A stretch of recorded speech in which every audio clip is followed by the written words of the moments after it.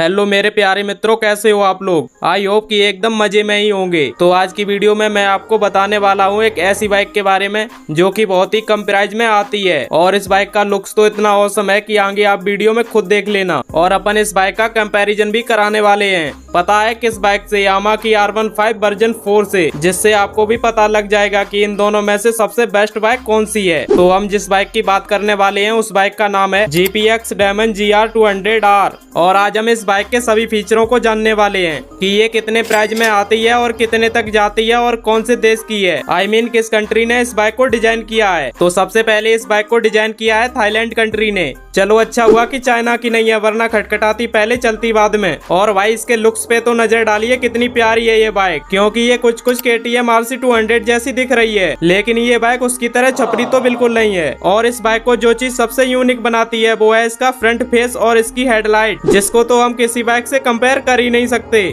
और अगर हम भाई यामाहा की R15 वर्जन 4 का फ्रंट फेस देखें तो R15 का फ्रंट फेस थोड़ा हल्का दिखाई देता है, लेकिन इन दोनों बाइकों को देखकर तो लगता है GPX Damon यामाहा की R15 वर्जन 4 को बीट कर ही देगी। वैसे अगर हम गौर से यामाहा की R15 वर्जन 4 का फ्रंट फेस देखें तो इसका फ्रंट फेस देखने में काफी औसम लगता है, लेकिन जब बात आती है इन दोनों के बैक फ्रंट की तो आप सबसे पहले यामाहा R15 वर्जन 4 का बैक फ्रंट देखिए और अब GPX Damon का बैक फ्रंट देखिए। इसमें तो हमारे हिसाब से R15 वर्जन 4 का ही बैक फ्रंट अच्छा है। और अगर हम इंडिकेटर की बात करें तो दोनों ही बाइक में हमें LED इंडिकेटर देखने को मिलते हैं, लेकिन इन दोनों ही बाइकों में एक चीज का बहुत ही बड़ा डिफरेंट है, जो है इन दोनों बाइकों का इंजन सीसी। तो GPX Damon में हमें 198 सीसी का 1 सिलेंडर इंजन देखने को मिलता है। और अब बात करते हैं इस बाइक की शक्ति की, तो ये जनरेट कर सकती है 90 PS की पावर और उसी के साथ 17.2 का Nm टॉर्क। लेकिन वहीं अपनी V4 ओनली 155 सीसी और वहीं 18.1 bhp का पावर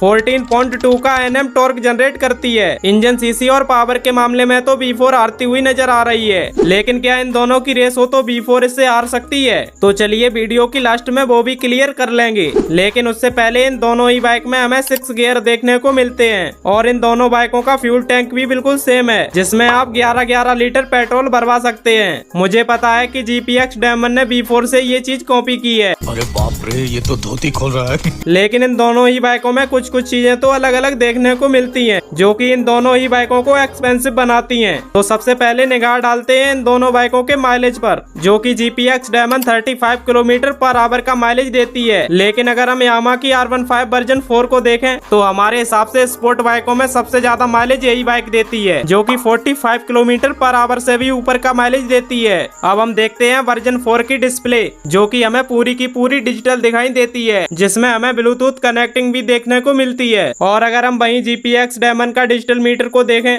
तो उसमें हमें बहुत ही कम फीचर देखने को मिलते हैं। अब बारी आती है इन दोनों के साउंड की, जो कि मैं आपको भी सुनाने वाला हूँ। तो सबसे पहले आप सुनिए V4 का साउंड।